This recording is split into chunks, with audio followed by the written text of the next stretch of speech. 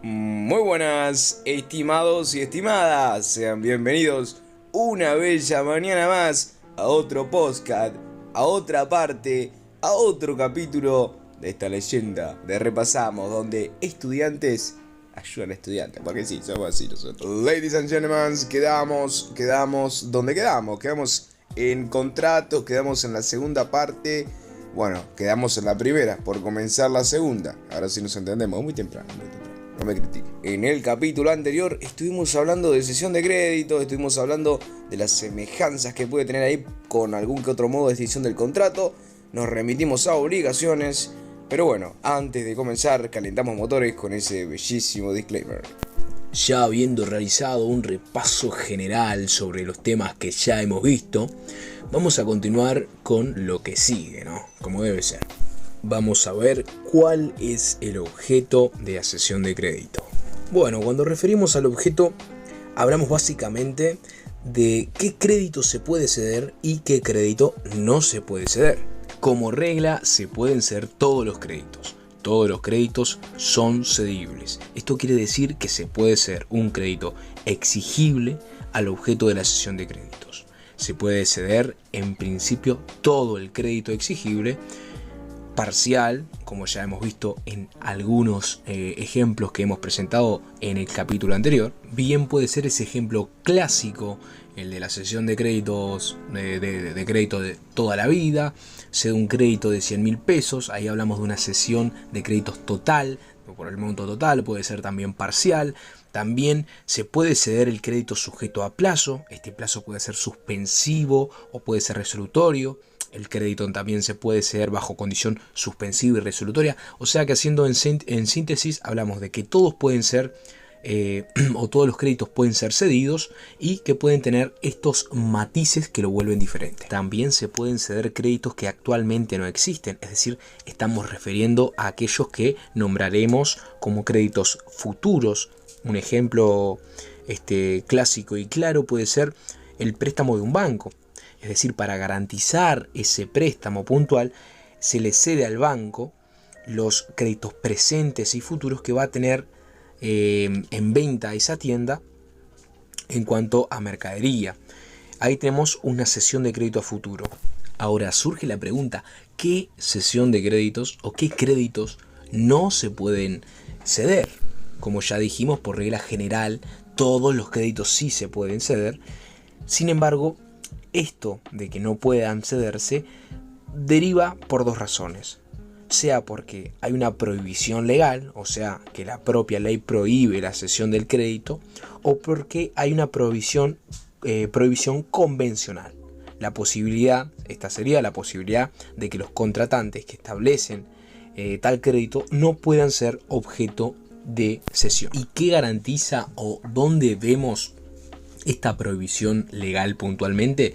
Bueno, prohibición legal de ceder un crédito la podemos ubicar en el artículo 1766 de nuestro Código Civil, el cual más o menos por encima establece que básicamente ni lo que entendemos por pagarés a la orden, acciones al portador, los sueldos, dietas, pensiones, jubilaciones, retiros que les paga el Estado, pensiones alimenticias, entre otras cosas, no se pueden ceder en crédito. Entonces entendemos a esta como la primera razón, que la ley establezca que no se pueden ceder los créditos. Sin embargo, algo a destacar muy importante es que la ley establece que dichos ya mencionados, dichos créditos prohibidos establecidos en el 1766, solo se pueden ceder si están vencidos, o sea que no se van a ceder estos tipos de créditos a no ser que estén vencidos. ¿Qué queremos decir con esto? Bueno, si yo tengo un derecho de un crédito por pensión alimenticia contra una determinada persona, la cual puede ser un familiar, por ejemplo, y es una pensión que aún no venció, yo no puedo ceder el crédito, es decir, no lo puedo vender. Una vez que está vencida, ahí sí es posible ceder el crédito, pero no totalmente, sino hasta la tercera parte. Pero el derecho a percibir pensiones alimenticias a futuro no lo puedo ceder. Después tenemos otro otro derecho que no se puede ceder, otra cesión que no se puede ejecutar, como lo es el ejemplo de los derechos de uso y habitación según el artículo 549 del Código Civil. Bueno, estos no se pueden ceder. ¿Por qué? Porque la ley lo establece. El derecho a pedir una pensión alimenticia, artículo 12.4. También el derecho de pedir alimentos no puede transmitirse por causa de muerte, ni venderse o cederse, ni renunciarse. Esto lo establece el artículo 194 más el 249. Siempre entendemos que la lectura de los artículos tiene que ser armónica para derivar esta conclusión. Seguro te estarás preguntando qué sucede si esto se realiza contra la prohibición legal, ¿no? Bueno, lo establece el mismo artículo en su inciso 3. Nos dice, porque es un derecho indisponible y porque la obligación de pagar alimentos y el derecho a pedir alimentos suele ser personalísimos, están establecidos en ciertos sujetos en virtud de una determinada razón. O sea, los padres, los hijos, los nietos, los abuelos, cónyuges, etc. Por eso es que no se pueden ceder. Perdería todo el sentido la obligación del padre de pagar alimentos a un tercero. Otro caso es el de las indemnizaciones por accidentes de trabajo y enfermedad profesionales. Si yo sufro un accidente de tránsito en el marco del trabajo, o por ejemplo, soy un obrero y me caigo de un edificio en construcción, ese derecho que tengo a cobrar una pensión de BPS por el accidente que sufrí, no lo puedo ceder. Aunque parezca obvio, de igual manera, esto se encuentra establecido en el artículo 16 de la ley 16.074. Acá surge otra pregunta. ¿Es posible que se pacte convencionalmente la prohibición de ceder un crédito? Bueno, por ejemplo, ¿puedo yo, potencial deudor o actual deudor, acordar con mi acreedor, quien sería ese cedente en un posible futuro, que se prohíba la cesión de un determinado crédito? Según la doctrina que venimos siguiendo, o sea, el Dr. Howard, sí es posible. Es eficaz, es válido, ya que hablamos de un acuerdo convencional entre dos partes, por las cuales se acuerda que el crédito que emerja en esa relación no se va a poder ceder, por lo tanto es válido y eficaz. O sea, produce sus efectos, es lo que se llama un pacto non cedendo, perdón mi latín, pero sería un pacto de no ceder o de incedibilidad. Ahora vayamos un poco más allá. Hablemos de los regímenes especiales de transferencias de un crédito. Bueno, en cuanto a regímenes de transferencias del crédito, tenemos los previstos en el Código Civil y después tenemos algunos regímenes especiales para ceder créditos. Acá nos vamos a referir sobre todo a los que prevén en materia comercial, porque el artículo 1766, inciso 1, nos dice: las disposiciones de esta sección no se aplicarán a las letras pares a la orden. Esto quiere decir que los títulos valor, existen, por ejemplo, los cheques, vales, letras en cambio, etc. Existen una forma o un mecanismo distinto para transferir el crédito. El crédito que está documentado es un cheque o un vale, porque en la ley comercial se busca una transferencia más rápida de dicho crédito. O sea, ahí vamos a tener regímenes especiales que nos apartan del Código Civil. ¿Cuáles son las formas de transferencia del crédito a nivel de títulos valor? Por un lado, tenemos la transferencia cuando se trata de créditos al portador, en ese caso, cuando es un vale al portador, que quien tiene derecho a cobrarlo es quien lo tiene en la mano. Bueno, en ese caso la transferencia del crédito se hace por la simple entrega del documento, o sea, del título.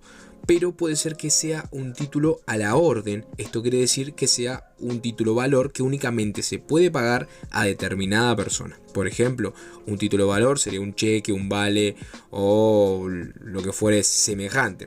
En este caso, la transferencia del crédito se hace por medio del endoso. Esto quiere decir que la anotación al margen del dorso del título valor permite la entrega. A su vez, tenemos otras formas de ceder el crédito, por ejemplo, la ley de promesa de enajenación de inmuebles a plazo, en el crédito que tiene el promitente comprador frente al promitente vendedor o enajenante, como lo quieran llamar, se cede mediante el endoso.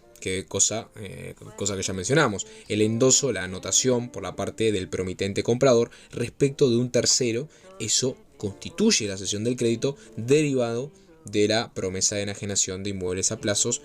Esto está establecido en el artículo 35 de la ley. Así que bueno, al fin y al cabo, ¿tenemos regímenes especiales? Sí los tenemos. Ahora respondamos a otra pregunta. ¿Cuándo se perfecciona el contrato de cesión de crédito? Es una respuesta bastante sencilla.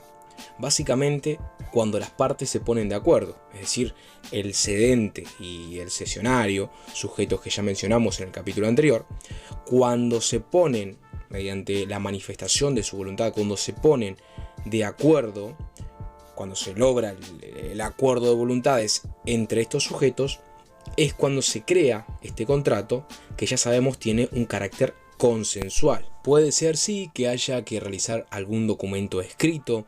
¿Esto cuándo? Bueno, cuando la cesión concretamente tiene algún tipo de garantía, si el crédito está garantizado con una hipoteca para la inscripción del crédito consensual, se necesita la inscripción de la cesión básicamente en el registro.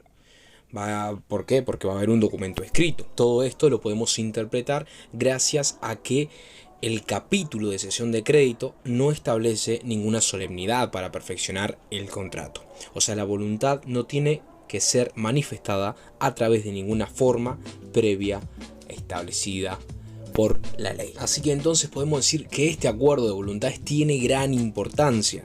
Tiene gran importancia porque a partir de entonces es que nacen las obligaciones a cargo del cedente y del cesionario. El cedente va a estar obligado a transferir el crédito, mientras que el cesionario va a estar obligado a cumplir con su obligación correspondiente, en el caso de existir. Si es una donación, no, pero si es una venta, a pagar el precio que se acordó. Aquí también que surge otra posible incógnita, que claro está, es muy relevante para el conocimiento de todos. ¿Cuáles son los efectos que derivan o surgen de la cesión de crédito? Acá vamos a hacer una tripartición.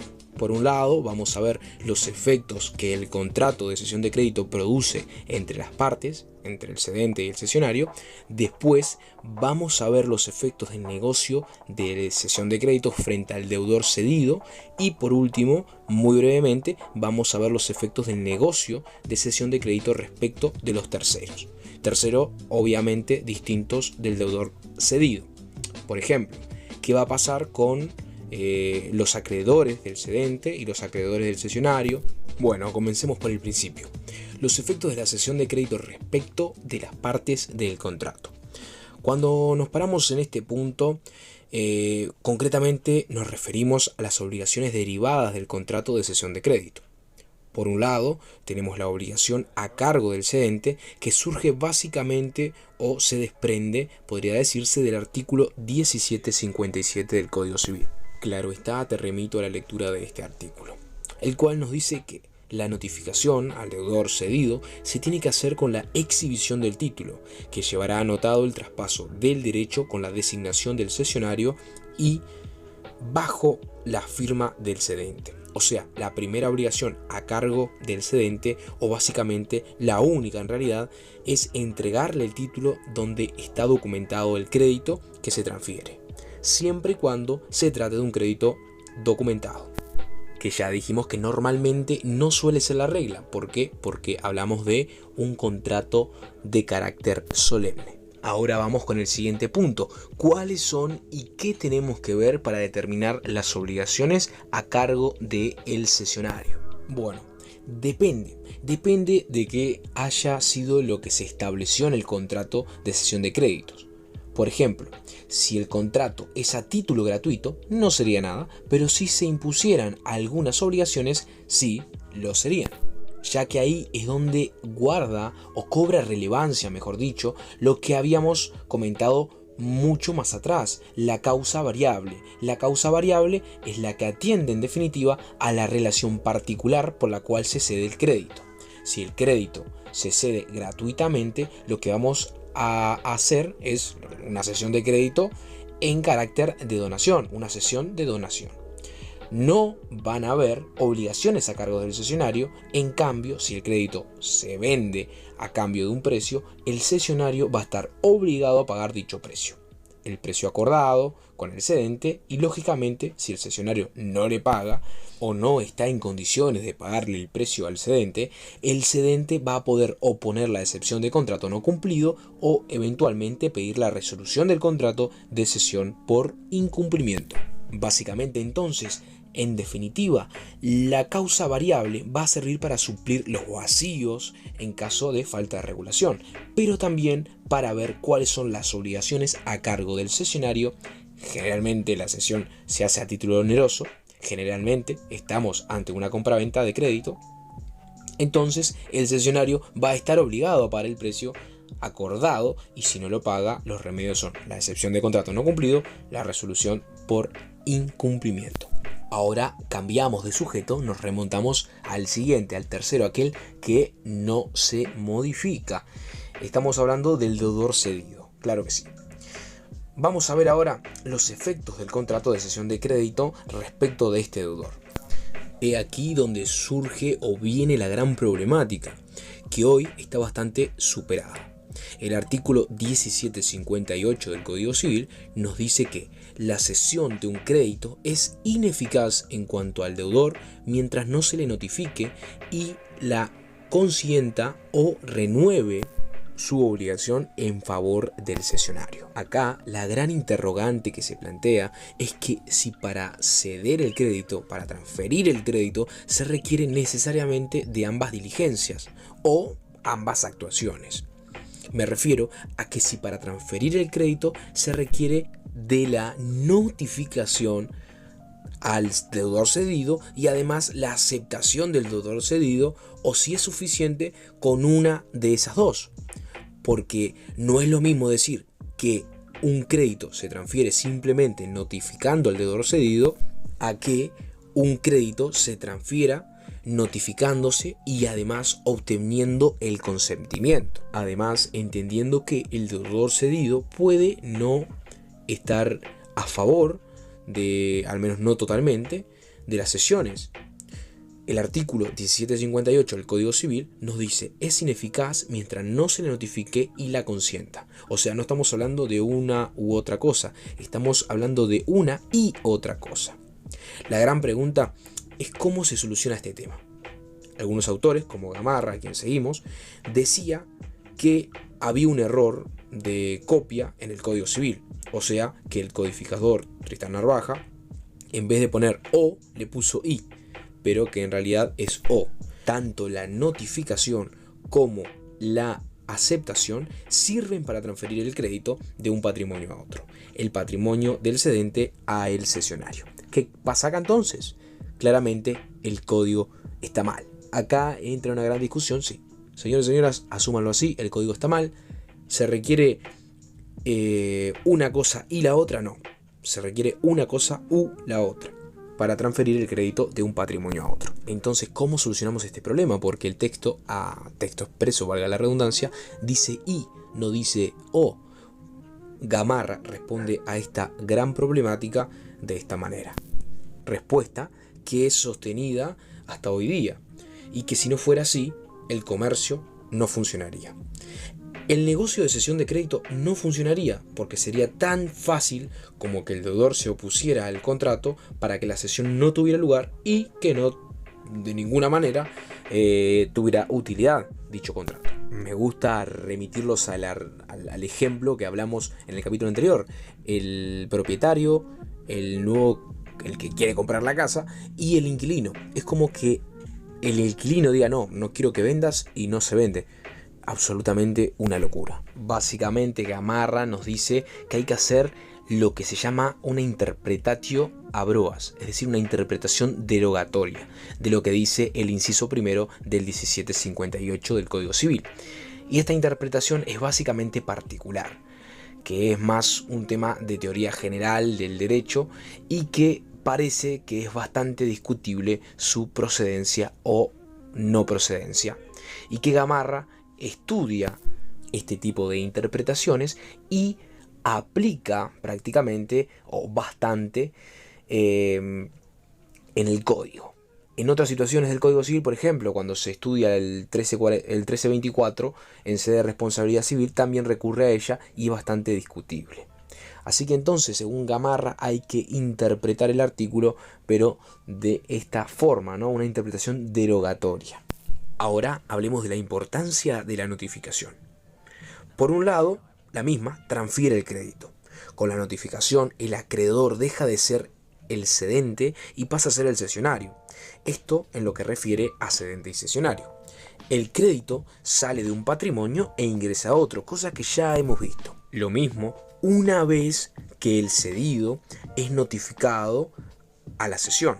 Ahí ya no se puede pagar válidamente al cedente, y si le paga al cedente, paga mal.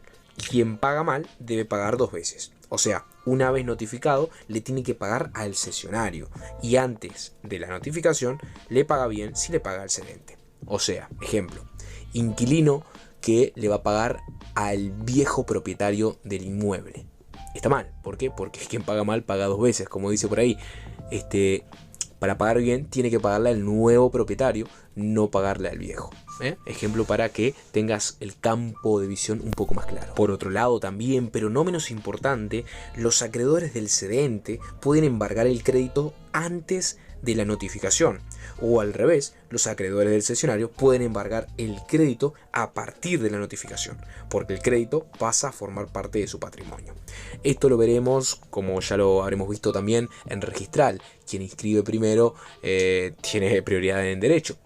En este caso, puntualmente, al entender que es un bien el que ingresa al patrimonio, en caso de que existan deudas y acreedores, los acreedores van a poder actuar cuando ese bien ingresa al patrimonio y cuando el bien está dentro del patrimonio. Es decir, cuando el sujeto enajena la cosa, bueno, ya no se puede ir por ese bien. ¿Por qué? Porque se enajena a un tercero. Y sabemos que nuestro sistema normalmente busca la protección a ese tercero.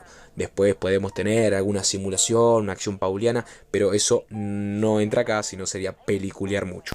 La idea con la que quiero que se queden es que al fin y al cabo, a ciencia cierta, lo que importa para aquellos terceros que son acreedores o deudores del cedente o del cesionario, está ahí, está el momento. En el caso del cedente, bueno, antes de que lo ceda van a tener que ir a atacar, y en el caso del cesionario, cuando lo ceda van a tener un nuevo bien del cual cobrarse, porque sabemos que la garantía del acreedor van a ser siempre todos los bienes. Esto lo vemos en el artículo 2372, inciso 1 de nuestro Código Civil. Ahora sí, hablamos de la notificación, pero ¿qué es o qué se entiende por notificar? Hay 2 interpretaciones, una restrictiva, que no la sigue absolutamente nadie hoy en día, y una amplia. La restrictiva básicamente dice que la notificación al deudor cedido tiene que ser hecha por vía jurídica, o judicial, perdón. Lo que sería algo complicado para los negocios y las agilidades que requieren los mismos hoy en día.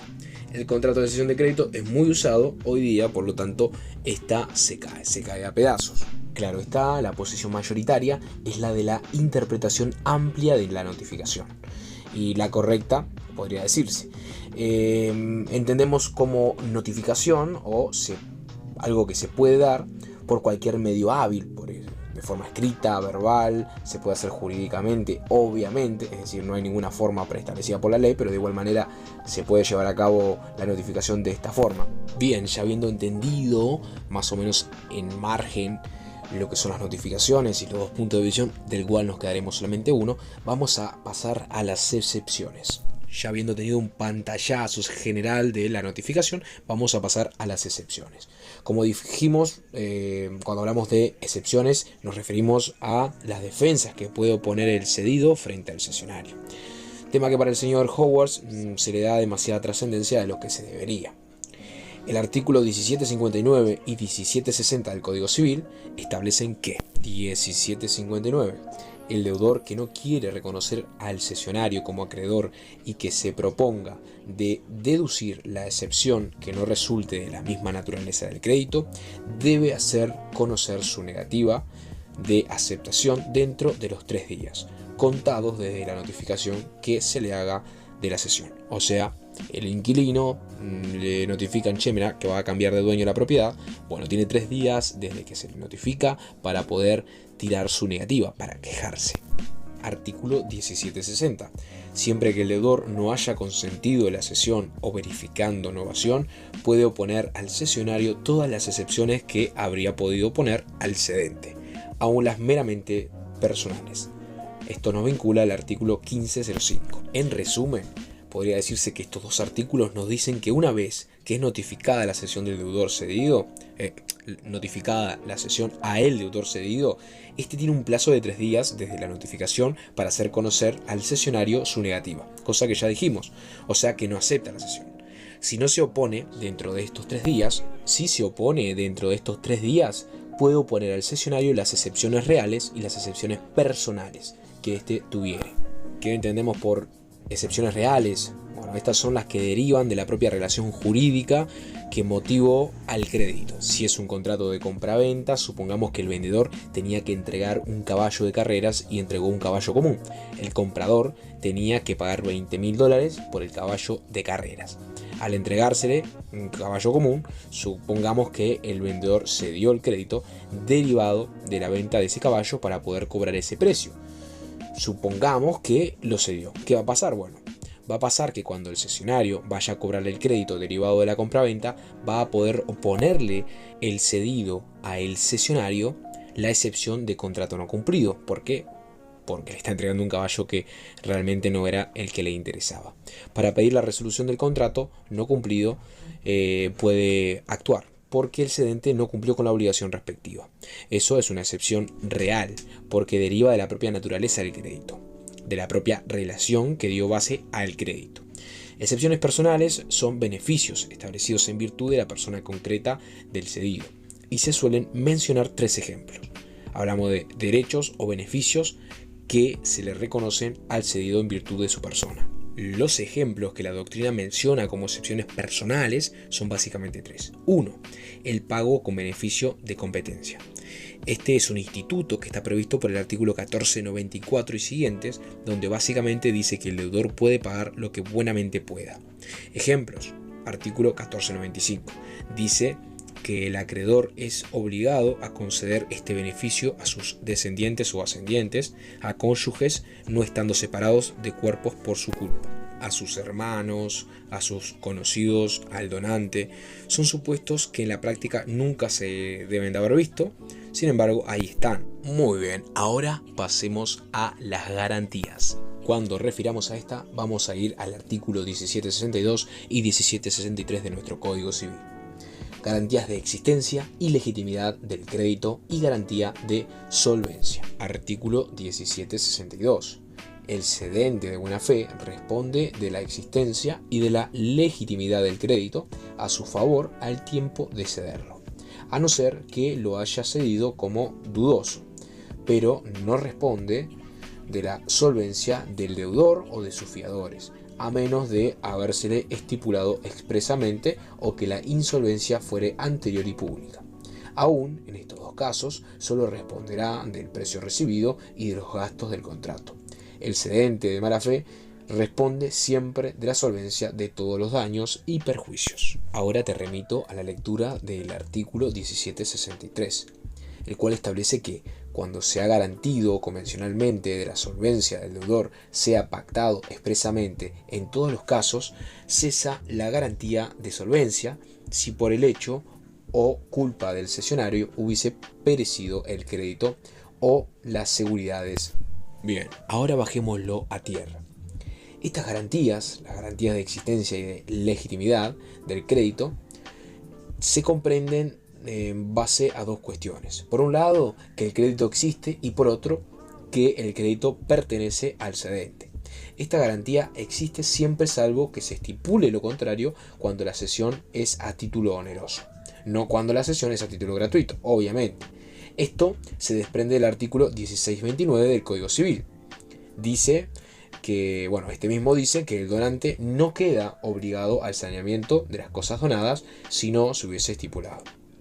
Como regla, en el contrato de donación no hay saneamiento, como a diferencia de la compraventa. Por eso, cuando referimos a las cesiones onerosas, es decir, las de compraventa, es que tiene lugar el saneamiento, no en las gratis, en las gratuitas, salvo que se estipule otra cosa. Entonces entendemos como garantía de existencia básicamente cuando el cedente va a responder frente al cesionario por un crédito que nunca existió. Es decir, si se inventó por haber hablado mal y pronto de que iba a tener un determinado crédito y no lo tuvo, de igual manera va a tener que responder por este. En este caso se va a activar esta garantía por existencia del crédito. Ahora pasamos a la garantía de legitimidad del crédito. Esta refiere básicamente a que el crédito sea de su propiedad, que sea titular del crédito, básicamente, ¿no? O sea, quien lo vende, quien lo dona, quien haga lo que quiera con este crédito, que sea titular legítimamente. Por eso hablamos de una garantía de legitimidad. Bien, ahora hablemos de las solvencias. De regla, el cedente no responde de las solvencias del crédito. O sea, el cedente no responde por las solvencias del cedido. El que vende la casa no va a responder porque el inquilino no pague. Sin embargo, esto no quiere decir que no se pueda acordar. O sea, se puede acordar expresamente que el cedente va a responder frente al cesionario en caso de la solvencia del deudor cedido. Si el deudor cedido no es solvente, el cesionario va a poder accionar contra el cedente, pero solo va a poder hacerlo en casos donde realmente se pacte. Muy bien, estimados y estimadas, esto fue todo por hoy. Nos vemos en la próxima con más sesión de crédito litigioso. ¿Qué te parece? Anda preparando.